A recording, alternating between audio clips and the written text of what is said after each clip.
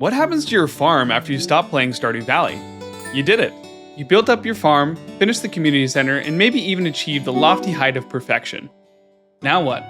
You take a break to real life, pick up another game, or start up that new farm you've been itching to try. But what about this save? What happens to your farm when you're gone? Does your spouse wait for you? And how does your absence affect our beloved Pelican Town? To find out, I waited for 1 year, for 10 years, for 100 years, and even 1,000 years to see how the world of Stardew Valley adapts to the farmer's absence. But to see where we're going, we have to know where we started. Here's a farm that's done a lot. It's early in spring of year 3, the community center's finished, and we have a massive farmhouse. We're married to Haley and have 1 kid so far, Becky. We focus a bit more on progress over friendship, so we're not maxed with everybody yet. Our farmland has been transformed into the picture of industry. We have mushroom logs, crops, animals, fish ponds, and everything to process our raw goods for millions of profit per week. We've finished all the masteries, unlocked the walnut room on Ginger Island, and are working on perfection. Well, we were, until we decided to move on. The real me left, but Farmer Swell waited, and waited, and waited, until all 4 seasons went by and a whole year had passed. The first thing you'll notice is that we have a creepy mannequin peering over the foot of our bed watching us sleep. Turns out the cursed mannequins are way worse if you don't handle their shenanigans. But at least the house looks pretty normal, and I did decide to go ahead and have a second child, Luke. Mostly so Haley would stop asking. Unfortunately for him, he's had an absent father, so we have no friendship with him, and even Becky is starting to forget us. Our wife Haley's lost over 6 hearts, and everyone who's not maxed friendship in the village is starting to wonder where we've been. All of the wine in our cellar has been iridium quality for months, and now it's time to check the damage to the farm. And actually, it's looking okay out here. We have a new mushroom tree, and our crops are entirely gone except for the fiber seeds, since those persist through the seasons. I guess our Junimos also gave up, since they have no spring crops. Maybe you need to leave the house for them to harvest. Wait, didn't we have a fence here? It looks like our stone fences are pretty much gone since they only last a year. Our animals are out and about enjoying the sunshine after spending an entire winter starving because there's no hay left. Surprisingly, a lot of them only lost 1.5 hearts, so it must not have been too bad. And it looks like most of our lightning rods have batteries, which might cause problems pretty soon. Those were protecting us from lightning strikes. Keyword were.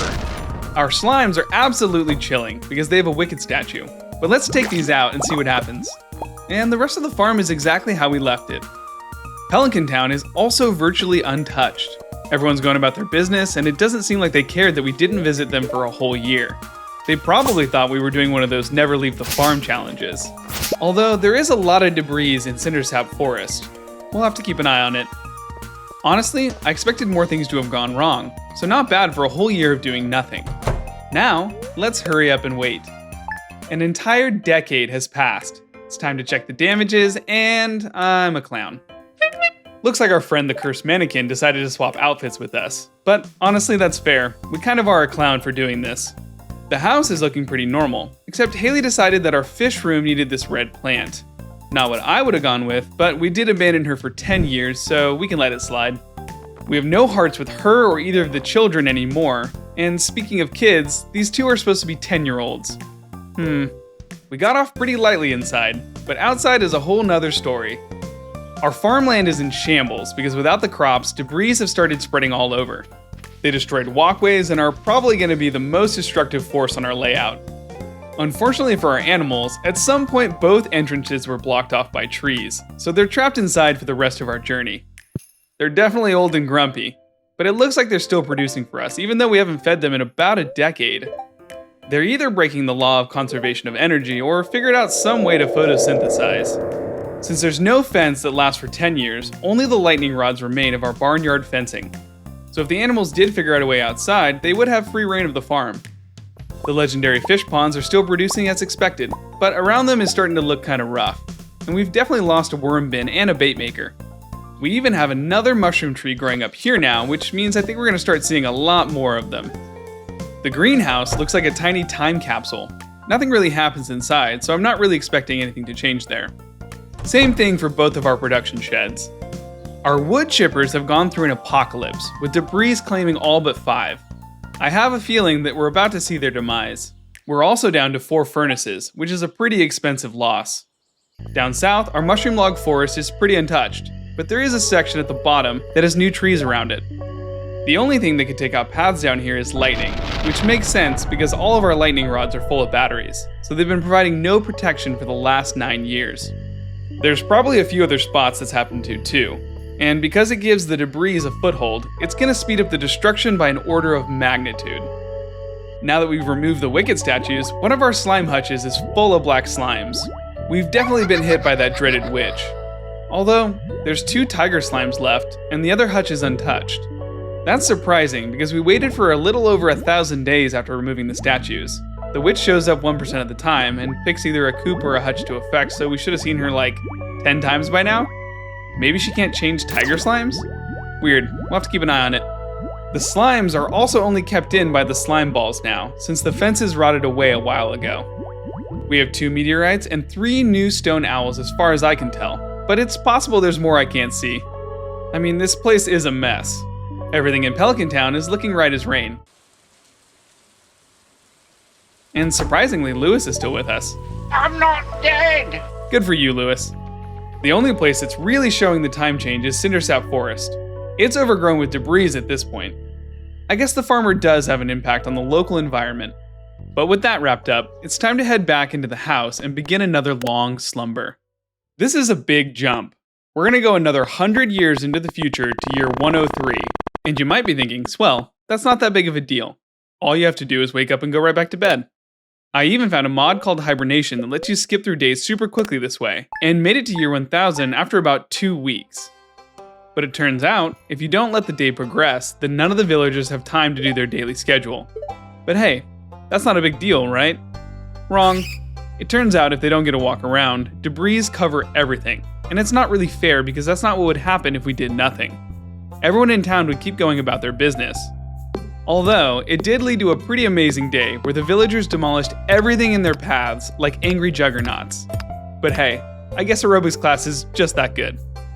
So if we want to let time progress naturally, we have to wait 7 seconds real time for every 10 minutes game time, or 14 minutes per day to pass out at 2 a.m. At 112 days per year and 90 years, we're looking at 98 days in real life to get to year 100. As much as I could dedicate my laptop to resetting Stardew Valley every 14 minutes for the next 3 months, we're going to want a faster way. So then I tried using the mod Time Speed to wait out an entire day by setting 1 second real time to 10 minutes game time. That's only 336 hours, or exactly 2 weeks to get to year 100. Rough, but doable. Except that it's not, because in year 10, I realized that the villagers don't have enough time to walk between their destinations before needing to head home. So we've hit the same dead end. Honestly, I was stuck for a few days. I didn't know what to do, but I really wanted to see this thing through to the end. And then I realized I didn't need to speed time up, I needed to change the base tick rate of the game. That way I wouldn't have to wait a literal year to see what would happen, and the villagers would do all of the right things. So I scoured Nexus mods and found a little mod called Game Speed. It promised to do everything I needed, speeding up the tick rate rather than the game clock. But there was just one little hang-up. It was published in November 2020, and hadn't been touched since.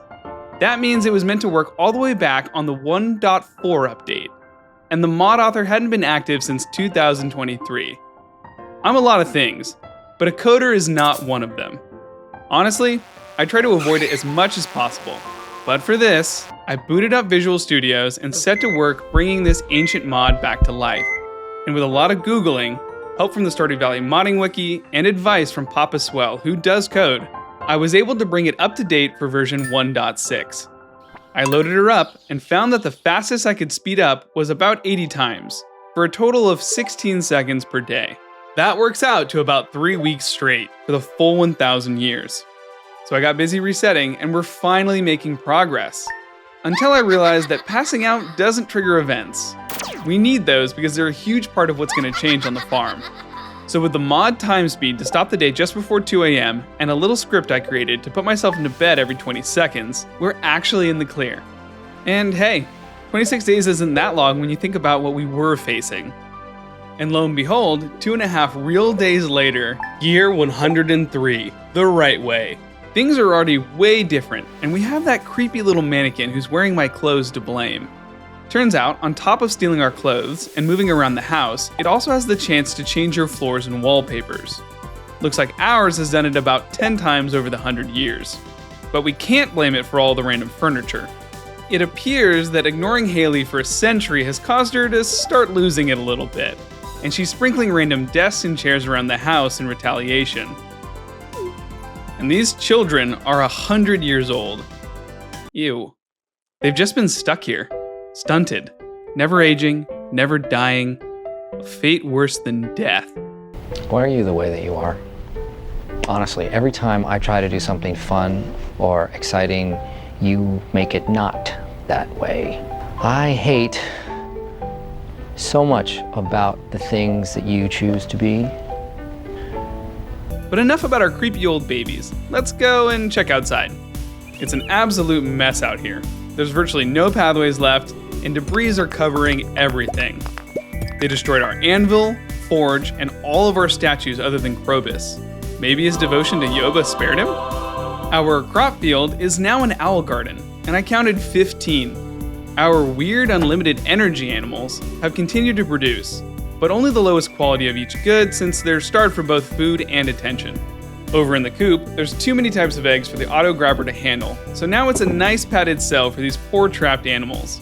Crazy. I was crazy once. They put me in a room. A rubber room. A rubber room with rats. Up top, we're down to 4 furnaces left, and we've also lost our indicator machines in front of our 2 production sheds. Our mushroom farm handled 10 years, but after 100 years, 2/3 of the trees have been infected by mushrooms, and there's only a handful of tappers left. Our slimes are just as we left them, which is really weird, and why do they have green slime bubbles? It looks like there's something wrong with the slime hutches, because when I sleep for a day, the slime bubbles change back to black or tiger slime colors. Hard to say what's going on there. But then I saw the mailbox marker, so I started reading letters, and kept reading, and eventually gave up, realizing you get so many letters every year that there's no way to go through this backlog. Let's get out of here. And over in town, it's finally happened. No more Clint. No more weird incel behavior, no more complaining that no one notices his shoes. We're finally free. We can go, we can live. Oh gosh, dang it. But actually, there is a lot of debris built up around the movie theater and north by the community center. And Cindersap Forest is an absolute mess with about 80% of the tiles covered at this point. The cool thing is, you can see where some of the villagers are pathing, because they break through the debris every day. It's pretty heartening that most of the town is unchanged even after 100 years of you doing nothing. There's some hopeful message to be gleaned there. And now it's time for the big one, 1,000 years. But to be honest, because the farm is so choked with debris, not much is going to change. So I decided to clear all of them out and put down a golden clock. The farm's pretty ruined already, and this will leave some space for shenanigans. We loaded up on my spare laptop and started waiting.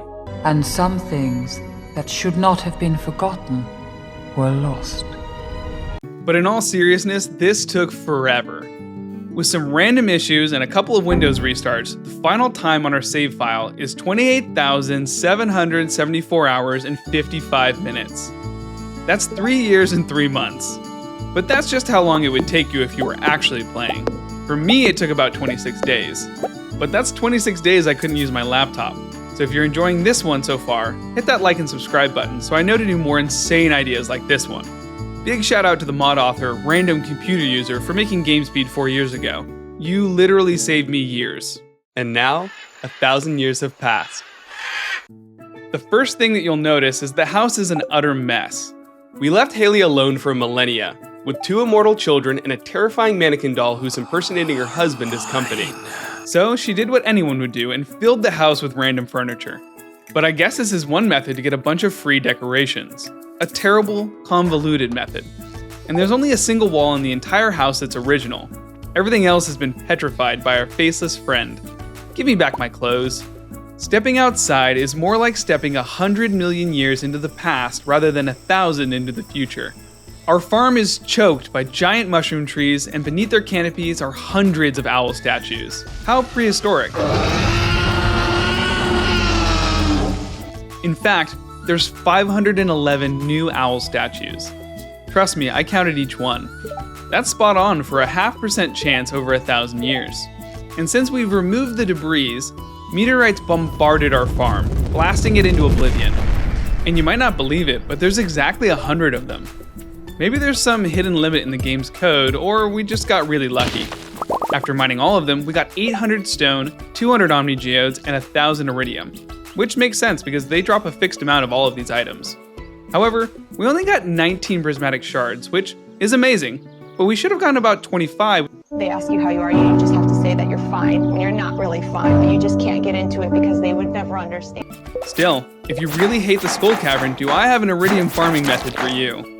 All it requires is for you to dedicate your computer for about a month to only Stardew Valley, all while destroying your farm in the process. Any takers?